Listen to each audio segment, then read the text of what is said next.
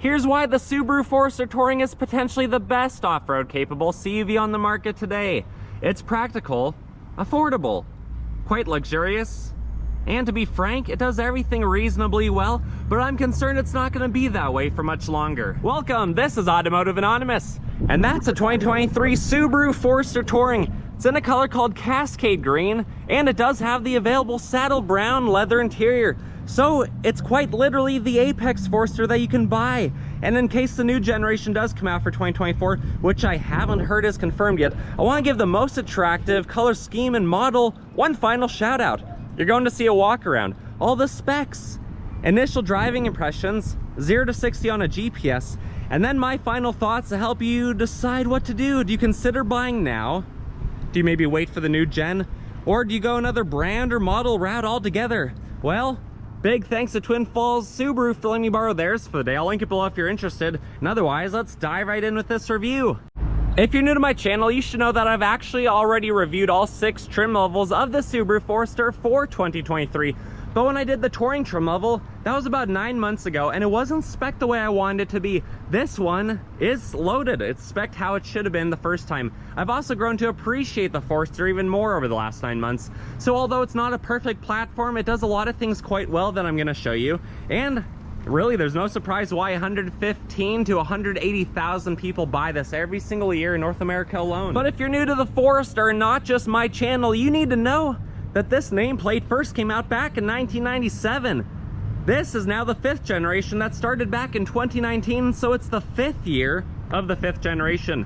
A base model of the Forester starts as little as $26,000 before destination, and this Apex Touring, which is the highest of the 6 trim levels, it starts at $37,000. But the way this one's configured with all of its extra goodies, it's actually about 40 grand after destination.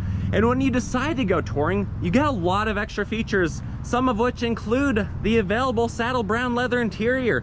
You also have the nicer navigation system with the 8-inch screen, Harman Kardon speakers, 10-way power driver's seat, and 8-way power passenger seat, all the weather floor mats that your heart could desire, and heated rear seats. Those are just to name a few. When considering a new car for you or your family, you really need to consider safety. Subaru cares a lot about safety so that you'll survive accidents, avoid accidents, and keep buying their vehicles. I care a lot about safety because I do physical therapy as my full-time profession, and I often work in the geriatric population with people who have been in nasty car and motorcycle accidents.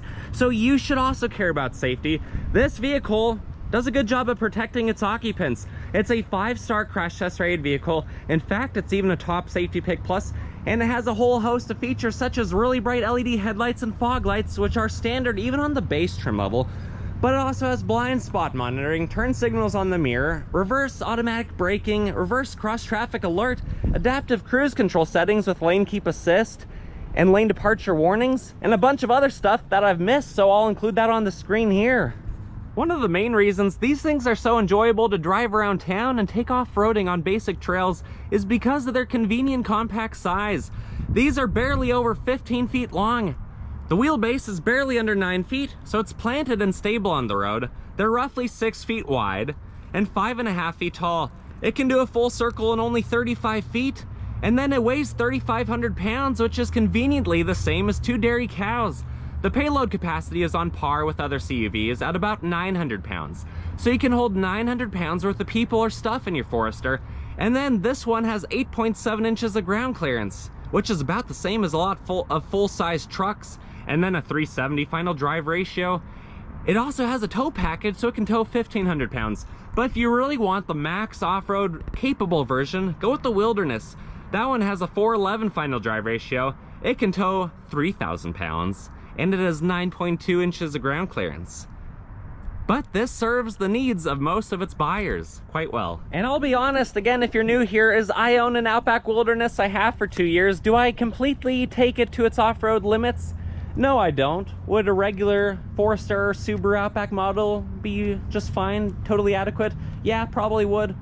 But they're cool. To each their own. There's a reason why they have 6 different trim levels. A different stroke for each folk. The last thing to mention out here is the gas tank is located on the passenger side. When the vehicle's locked, the gas door is locked, so no one's gonna be siphoning your gas if you practice the art of locking your vehicle. Otherwise, it's easy to pop open. It's a 16.6 gallon tank. These are rated for 26 city, 33 highway, so max highway road trip and range is 550 miles before you run out of gas. And then it has a Falcon all-season 225, 55, 18 wheel and tire. The rotors do a good job of slowing the car down, as you'll see on our drive. And then proximity key features to lock, unlock, power liftgate, panic button, and then leave that thing in your pocket because you do have proximity key features to lock and unlock the vehicle.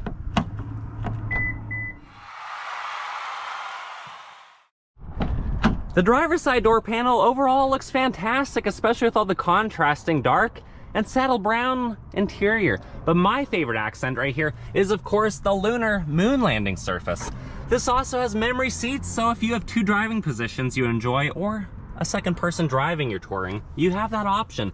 Otherwise, it has a decently sized 10-finger handle, a bottle holder, some snacks, more lunar moon landing surface, Harman Kardon speakers, the miniest of Subarus on the door sill plate that I think they could 3D print, all-weather mats, rubberized pedals, hood release, fuse box, all of your options, more brown, more lunar moon landing, your lighting stock, and then those beautiful seats that are heated and 10-way power adjusted with your ginormous moonroof up top. Subaru's really knocked it out of the park with this one. It's only about 80% of the average new car. And with all these soft touch contrasting materials that are higher end in feel and appearance, it's really good. It's easy to find a comfortable position in this, especially when you have a leather wrapped heated steering wheel, which is a great design. The horn's a little bit high pitched, but it gets the job done. You have voice and volume controls on the left of the wheel, adaptive cruise control settings on the right, and when you fire it right up, the needles dance.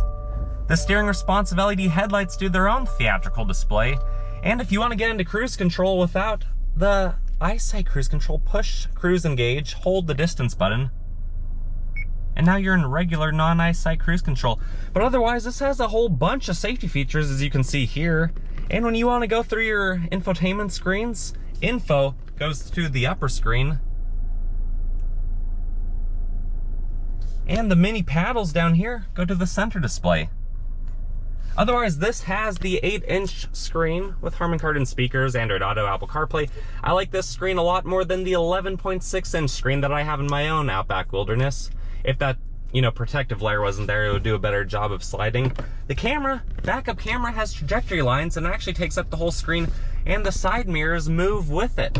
Otherwise, you have a CD player, all the physical buttons for HVAC, which are probably going to disappear on the next gen, and then you have an aux, some plugins for USB, and a 12-volt. Piano black around the shifter, electronic parking brake, auto vehicle hold, 2-mode X mode, heated seats, no front-facing camera like you get on the Wilderness, a couple cup holders, your CD tray, and a 12-volt in the center console. Otherwise, up top, you have auto-dimming mirrors. That's for the rear view and the side mirrors. You also have 3 garage door settings you could do. That turns off the auto-dimming mirrors. You have a compass, and then you have more buttons to turn off safety features, LED lights there, as well as the mirror to check yourself out. It doesn't slide on itself, but it does have an extension piece right there. Sunglass holder, ginormous manually adjusted sunshade with a bird flying through the sky just above us, and then your controls to slide it. If you want to get a closer look at the bird up there. I know it doesn't pick up very well on camera. Anyways, let's turn it off. Let's hop in the back and see what the back seat passengers get as well. The back door panel follows the same theme and design language. It looks really good, nice soft touch materials, ginormous handle, bottle holder with some snack storage, and an unnamed Harman Kardon speaker. Otherwise, you have a little bit of a door sill grip with the mini Subaru right there in case you have to get up to those roof rails. And then this is the 40 split, but the back seats also recline to give your adult-sized passengers a lot of comfort. Otherwise, back here, I'm 5'11". I have that much room in front of my knees when the seats reclined. Double mat pockets and the pamphlets. Ventilation, heated seats and plug-ins, and a couple cup holders in the center armrest, which it's fairly sturdy. But when you're back here, you have a really nice view at the ginormous panoramic moonroof. All the knee room you have, you could really sprawl out, have a good time, be chauffeured. And if you're a youth, you might be chaperoned back here. But anyways, let's hop out, go around to the hatch. Back here you have 29 cubic feet of cargo capacity. That's when the seats are up, but they're easy to drop. There's a button on each side. When you drop both of them, you have 74 cubic feet. So enough to haul a bunch of stuff, enough to car camp if you want. Otherwise, you'll notice this one comes loaded with a lot of extra goodies, all the all-weather mats. You have some clips, a 12 volt, some tie down, some storage behind the rear wheel on the driver's side, but the passenger side gets the Harman Kardon speaker. And then underneath the all-weather mat, you have some storage. What are you guys gonna hide under there? Comment below. You also have some room to hide the sunshade if you want, if that just gets in your way up top. Otherwise, it's a nice feature to have. And then underneath that storage, you have the temporary spare tire with your eye bolt hole to tow you and all your extra parts to change the tire. Anyways, when it's time to close the hatch, you can either close it or you can close it and lock it.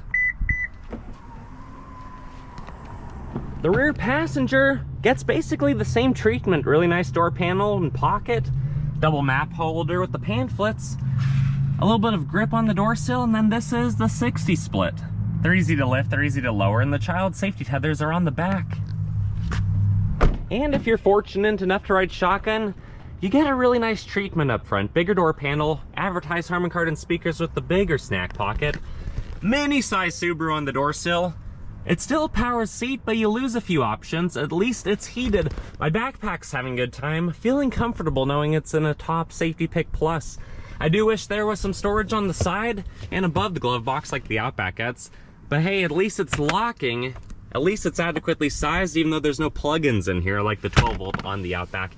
And Subaru can't forget to include the lunar moon landing surface. But enough with the interior. Let's come around to the front. I'll pop the hood. I'll show you what the little boxer engine looks like, and we'll go from there. Under the hood is the little 2.5 liter boxer engine.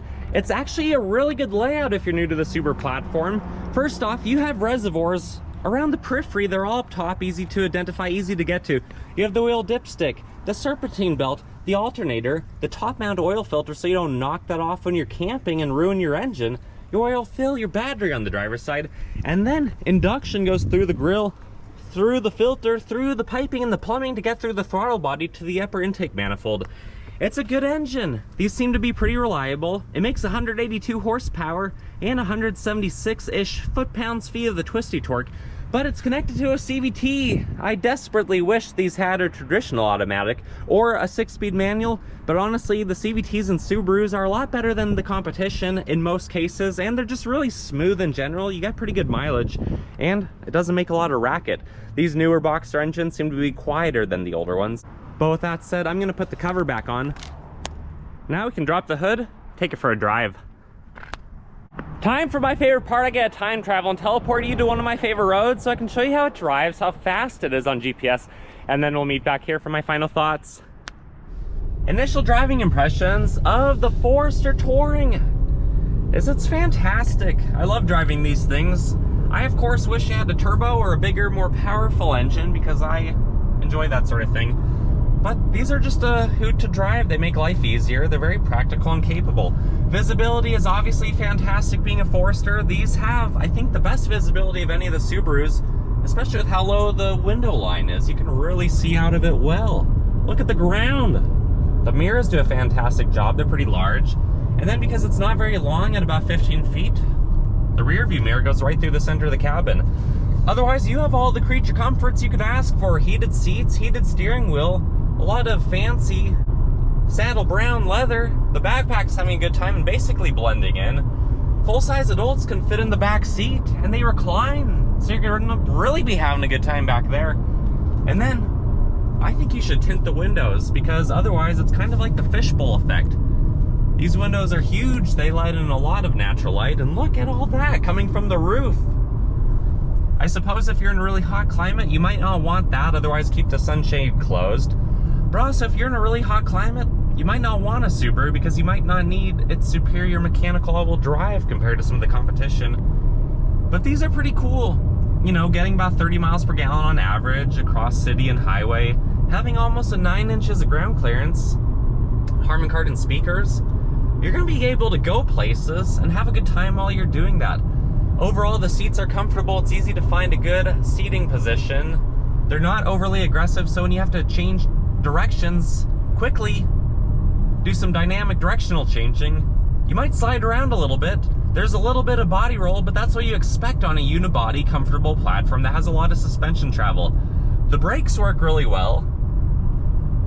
Doesn't take much pedal to bring your 3,500 pound vehicle to a stop. And then getting up to speed again, it does okay. The CVT usually does its job of holding the higher RPMs where it makes the most horsepower. And overall, I enjoyed driving it, and I hope that the next generation doesn't change a whole lot. But let's get to the private road. Let's do a 0 to 60 and see how fast it is in our elements. 0 to 60, it's only about 60 degrees out, so we're making pretty good power that way. But our density altitude is still almost 5,000 feet, so this Forester's down on power 15 to 18%. Traction's off, sport mode is on, brake rev, the CVT, let's go!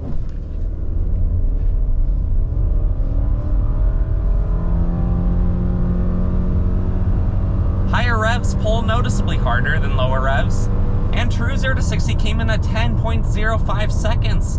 Without rollout, you can see on the graph it's in the higher 9s, but let's cut to our final thoughts. My final thoughts of the Outback Touring is honestly, I think it's a steal of a deal. For about 40 grand, the way it's configured and how it sits after paying destination and all the things you can't avoid, I think it's a really good value. It's about $8,000 to $9,000 in the average new car, and in my opinion, it's as nice as any new, mildly luxurious vehicle needs to be, especially when it's this capable. It's designed to take you where you want to go, to take you on adventures, and not to hinder your life.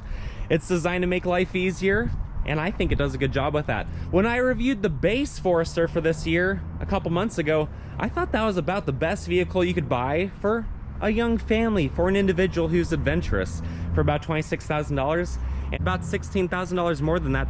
Being totally loaded, I think, is a really good deal. But what matters ultimately is what you think. So guys, comment below, tell me your thoughts and opinions. Are you gonna be one of the people who buy this year? Are you gonna consider this before we find out what the next generation looks like or what the 2024 model year is? I wanna know your thoughts and opinions. If you like my style, please consider liking my video, give it a big thumbs up, that helps it to get shared. Subscribe if you wanna follow along with my journey. I post a few times a week, and otherwise, I wish you the best. I hope to see you in the next one. Take care.